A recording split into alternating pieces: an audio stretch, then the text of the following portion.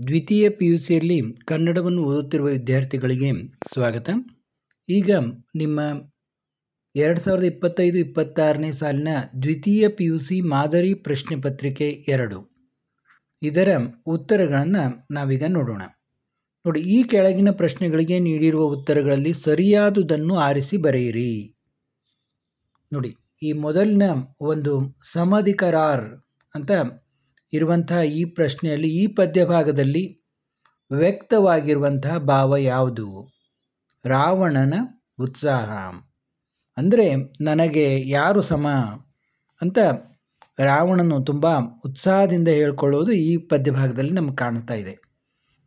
ಇನ್ನು ಎರಡನೇದು, ಇದರಿಂದ ಪರಿಮಳವನ್ನು ಅರಿಯಬಹುದು. ಇದರಿಂದ ಪುಷ್ಪದಿಂದ ಪರಿಮಳವನ್ನು ಅರಿಯಬಹುದು. ಇನ್ನು ಮೂರನೇದು ನೋಡಿ, ಹಗೆಯನ್ನು ಏನೆಂದು ಉಪೇಕ್ಷಿಸಬಾರದು? ಹಗೆಯನ್ನು ಬಾಲಕನೆಂದು ಉಪೇಕ್ಷಿಸಬಾರದು. ಅಂದರೆ ಇವನೇನು ಚಿಕ್ಕ ಹುಡುಗ ಏನು ಮಾಡ್ತಾನೆ ಅಂತ ನಾವು ಉಪೇಕ್ಷೆ ಮಾಡಬಾರ್ದು. ವೈರಿ ಹೇಗೆ ಇದ್ರೂ ವೈರಿನೇ ಅಂತ. ದುರ್ಜನರ ಎಂತಹ ಮಾತಿಗೆ ಕೊನೆಯಿಲ್ಲವೆಂದು ಪುರಂದರದಾಸರು ಹೇಳಿದ್ದಾರೆ. ದುರ್ಜನರ ಭಿನ್ನಾಣದ ಮಾತಿಗೆ ಕೊನೆಯಿಲ್ಲ ಅಂತ ಪುರಂದರದಾಸರು ಹೇಳ್ತಾರೆ. ಜನರಿಗೆ ಇದಕ್ಕೆ ಗತಿ ಇಲ್ಲ. ಯಾವುದಕ್ಕೆ ಗತಿ ಇಲ್ಲ? ಗಂಜಿಗೆ ಗತಿ ಇಲ್ಲ. ಜನರಿಗೆ ಗಂಜಿಗೆ ಗತಿ ಇಲ್ಲ ಅಂತ. ಬಸಲಿಂಗನ ಕಾಯಿಲೆ ದೇಹದ ಮಟ್ಟದಿಂದ ಈ ಸ್ತರವನ್ನು ತಲುಪತೊಡಗಿತ್ತು. ಯಾವ ಸ್ತರ? ಮಾನಸಿಕ ಸ್ತರ. ಎಲವೋ ಹುಲುಮಾನವ ವೆಂಕಪ್ಪಯ್ಯ ಸುತ್ತಲ ನಾಕೂರಲ್ಲಿರುವ ಯಾವನೇ ಶಾನಭೋಗ ಉಗ್ರಾಣಿಯನ್ನಾದರೂ ಕರೆತಂದು ನನ್ನೆದರು ಸರಪಳಿ ಎಳೆಸು. ಈ ಸಾಲುಗಳು ಕೆಳಗಿನ ಯಾವ ಭಾವವನ್ನು ವ್ಯಕ್ತಪಡಿಸುತ್ತವೆ? ಪ್ರಕೃತಿಯ ಮೇಲಿನ ಮನುಷ್ಯನ ದಬ್ಬಾಳಿಕೆ. ದುರ್ಗಪ್ಪನ ಪ್ರಕಾರ ತರ್ಲೆ ಡಿಪಾರ್ಟ್ಮೆಂಟ್ ಯಾವುದು? ನೋಡಿ, ದುರ್ಗಪ್ಪನ ಪ್ರಕಾರ ತರ್ಲೆ ಡಿಪಾರ್ಟ್ಮೆಂಟ್ ಟೆಲಿಫೋನ್ ಡಿಪಾರ್ಟ್ಮೆಂಟ್. ಟೆಲಿಫೋನ್ ಡಿಪಾರ್ಟ್ಮೆಂಟ್ನವರು ಬಹಳ ತರ್ಲೆಗಳು ಅಂತ. ನಿರೂಪಕರ ಪ್ರಕಾರ ಇದು ಮುನ್ಸಿಪಾಲ್ಟಿ ಪ್ರೆಸಿಡೆಂಟರ ಕರ್ತವ್ಯ. ಯಾವುದು? ಊರನ್ನು ಸ್ವಚ್ಛವಾಗಿಡೋದು. ಊರನ್ನು ಸ್ವಚ್ಛವಾಗಿಡೋದು ಮುನ್ಸಿಪಾಲ್ಟಿ ಪ್ರೆಸಿಡೆಂಟರ ಕರ್ತವ್ಯ.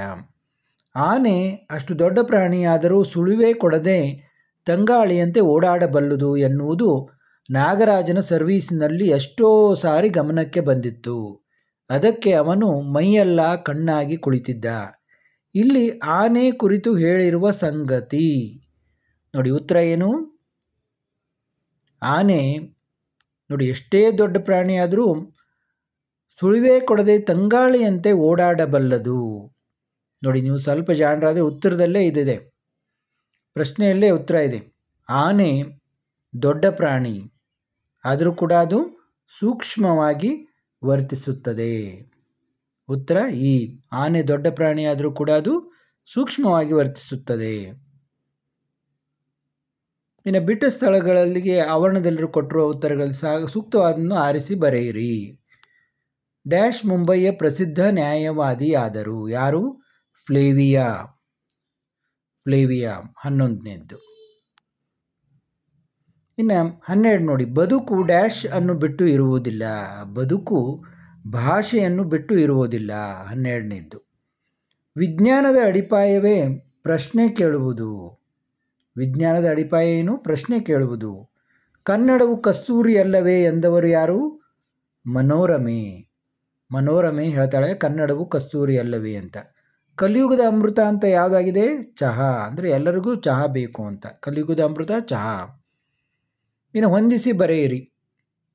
ನೋಡಿ, ಪುಲಿಗೆರೆ ಸೋಮನಾಥ. ಪುಲಿಗೆರೆ ಸೋಮನಾಥ ಬರೆದದ್ದು ಏನದು? ಯಾವ ಪ್ರಕಾರ ಸಾಹಿತ್ಯದ? ಶತಕ.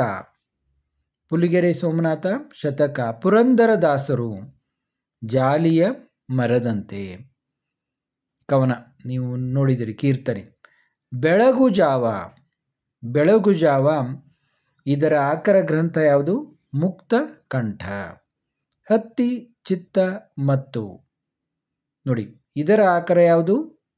ಹತ್ತಿ ಚಿತ್ತ ಮತ್ತು ಇದರ ಒಂದು ಆಕರ ಚಿಟ್ಟೆ ಮತ್ತು ಜೀವಯಾನ.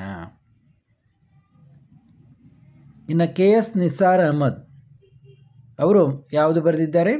ಶಿಲುಬೆ ಏರಿದ್ದಾನೆ. ಹೀಗೆ ನೀವು ಹೊಂದಿಸಿ ಬರೆಯಬೇಕು. ಇನ್ನು ಇಲ್ಲಿ ನೋಡಿ, ಆ ವಿಭಾಗದಲ್ಲಿ ಯಾವುದಾದರೂ 3 ಪ್ರಶ್ನೆಗಳಿಗೆ 2-3 ವಾಕ್ಯಗಳಲ್ಲಿ ಉತ್ತರಿಸಿ ಎಂದಿದ್ದಾರೆ. ಎಲ್ಲ ನೋಡಿ ಪದ್ಯದ ಭಾಗದಿಂದ ಬಂದಿದ್ದಾವೆ. ಈಗಾಗಲೇ ನಾನು ನಿಮಗೆ ಬ್ಲೂ ಪ್ರಿಂಟನ್ನು ಕೂಡ ವಿವರಿಸಿದ್ದೀನಿ. ಬ್ಲೂ ಪ್ರಿಂಟ್ನಲ್ಲಿ ಪದ್ಯ ಭಾಗದಿಂದ 4 ಪ್ರಶ್ನೆ ಕೇಳ್ತಾರೆ. ಅವುಗಳಿಗೆ 3 ಪ್ರಶ್ನೆಗಳನ್ನು ಬರೆಯೋದು, ಪ್ರತಿಯೊಂದಕ್ಕೆ 2 ಅಂಕ. ನೋಡಿ, ಇವು ಬೇಕಾದರೆ ಇವನ್ನೂ ಕೂಡ ಮಾಡೋಣ. ಈಗ ಸದ್ಯ ನೇರವಾಗಿ ನಾನು ಭಾಷಾಭ್ಯಾಸಕ್ಕೆ ಹೋಗ್ತಾ ಇದ್ದೀನಿ. ಯಾರು ಪ್ರಶ್ನೆ ಪತ್ರಿಕೆಯನ್ನು ನೋಡಿಲ್ಲ ನೋಡ್ಕೊಳ್ಳಿ. ಯಾವುದಾದ್ರೂ 2 ಪ್ರಶ್ನೆಗಳಿಗೆ 2-3 ವಾಕ್ಯಗಳಲ್ಲಿ ಉತ್ತರಿಸಿ. ಇದು ನೋಡಿ, ಇದು ಗದ್ಯ ಭಾಗದಿಂದ ಕೇಳಿರ್ತಾರೆ. ಇಲ್ಲಿ ಕೂಡ 4 ಪ್ರಶ್ನೆ ಕೇಳಿದರೆ 2 ಬರೆಯೋದು. ಇಲ್ಲಿ ಏನಾಗಿದೆ, 3 ಪ್ರಶ್ನೆಗಳಿಗೆ ಬರಿಬೇಕು, 4 ಕೇಳ್ತಾರೆ. ಇಲ್ಲಿ 4 ಕೇಳ್ತಾರೆ, 2 ಬರೆಯೋದು. ಇನ್ನು ಈ ಕೃಷ್ಣೇಗೌಡರ ಆನೆ, ಇದರಲ್ಲಿ ಕೂಡ 4 ಕೇಳ್ತಾರೆ, ನೀವು 3 ಬರಿಬೇಕು. ಯಾವುದಾದ್ರೂ 2 ವಾಕ್ಯಗಳ ಸಂದರ್ಭ ಸೂಚಿಸಿ ಸ್ವಾರಸ್ಯ ಬರೆಯಿರಿ. ಇದು ನೋಡಿ ಪದ್ಯ ಭಾಗದಿಂದ ಕೇಳಿರ್ತಾರೆ. ಇಲ್ಲಿ ಕೂಡ 2 ವಾಕ್ಯದ ಸಂದರ್ಭ ಬರೀಬೇಕು. ಇಲ್ಲಿ ಗದ್ಯ ಭಾಗದಿಂದ ಕೇಳಿರ್ತಾರೆ, ನೀವು 1 ವಾಕ್ಯದ ಸಂದರ್ಭ ಬರೆದರೆ ಸಾಕು. ನೋಡಿ, ಎಲ್ಲದಕ್ಕೂ 3-3 ಅಂಕ. ಓಕೆ, ಯಾವುದಾದ್ರೂ 1 ವಾಕ್ಯದ ಸಂದರ್ಭ ಸೂಚಿಸಿ ಬರೆಯಿರಿ. ಇಲ್ಲಿ 2 ಕೇಳಿರ್ತಾರೆ, 1 ಬರೀಬೇಕು. ಇದು ಕೃಷ್ಣೇಗೌಡರ ಆನೆ ಇದರಿಂದ ಬಂದದ್ದು. ಈ ವಿಭಾಗದಲ್ಲಿ ನೋಡಿ, ಯಾವುದಾದ್ರೂ 2 ಪ್ರಶ್ನೆಗಳಿಗೆ 5-6 ವಾಕ್ಯಗಳಲ್ಲಿ ಉತ್ತರಿಸಿರಿ. ನೋಡಿ, ಇದು ಕೂಡ ಪದ್ಯ ಭಾಗದಿಂದ ಬಂದಂಥದ್ದು. ಇನ್ನು ಯಾವುದಾದರೂ 1 ಪ್ರಶ್ನೆಗೆ 5-6 ವಾಕ್ಯಗಳಲ್ಲಿ ಉತ್ತರಿಸಿ. 2 ಕೇಳ್ತಾರೆ, 1 ಬರೀಬೇಕು ಗದ್ಯ ಭಾಗದಿಂದ. ಇನ್ನು ಕೊನೆಯದಾಗಿ ಯಾವುದಾದ್ರೂ 1 ಪ್ರಶ್ನೆಗೆ 5-6 ವಾಕ್ಯಗಳಲ್ಲಿ ಉತ್ತರಿಸಿ. ಇಲ್ಲಿ 2 ಕೇಳ್ತಾರೆ, ಕೃಷ್ಣೇಗೌಡರ ಆನೆ ದೀರ್ಘ ಗದ್ಯದಿಂದ 1 ಬರೀಬೇಕು. ಇನ್ನು ಭಾಷಾಭ್ಯಾಸ ನೋಡಿ, ಕೆಳಗಿನ ಪ್ರಶ್ನೆಗಳಿಗೆ ಯಾವುದಾದರೂ 4ಕ್ಕೆ ಸೂಚನೆಗೆ ಅನುಗುಣವಾಗಿ ಉತ್ತರಿಸಿ ಅಂತ. ಕೆಳಗಿನ 2 ಪದಗಳಿಗೆ ಸಮಾನಾರ್ಥಕಗಳನ್ನು ಬರೆಯಿರಿ. ನೋಡಿ, ಸುತ ಅಂತಂದರೆ ಏನೇನು ಬರಿಬೋದು ನೀವು? ಮಗ. ನಾನು ಹಾಗೆ ರಫ್ ಆಗಿ ಬರಿತಾ ಇದ್ದೀನಿ, ನೀವು ಕೇಳ್ಕೊಂಡು ಬರ್ಕೋಬೋದು. ಮಗ, ಪುತ್ರ, ತನುಜ ಅಂಥೇಳಿ ಬರಿಬೋದು. ಇನ್ನು ಬಂಗಾರ ಅಂದರೆ ಚಿನ್ನ, ಕನಕ, ಸ್ವರ್ಣ.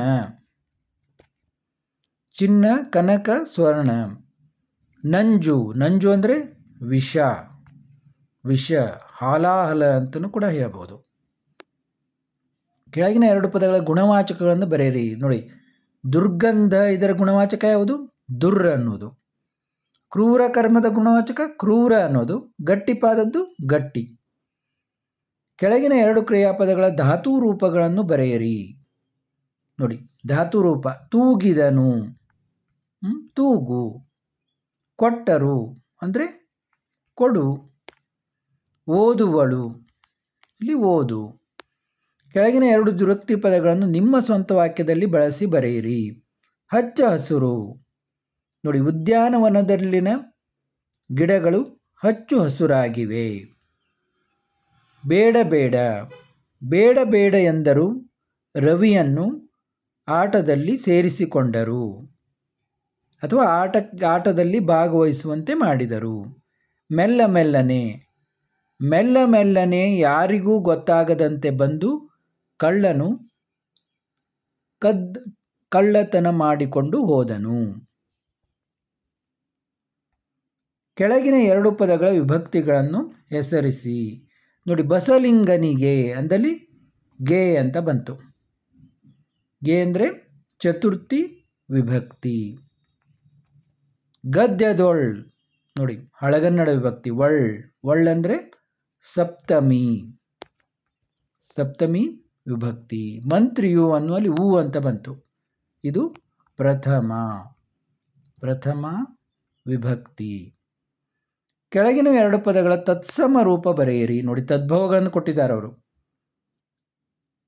ಜಸ, ಅದರ ತತ್ಸಮ ಏನು? ಯಶ. ಪರೀಕ್ಷಿಸು, ಅದರ ಏನು ತತ್ಸಮ? ಪರೀಕ್ಷಿಸು.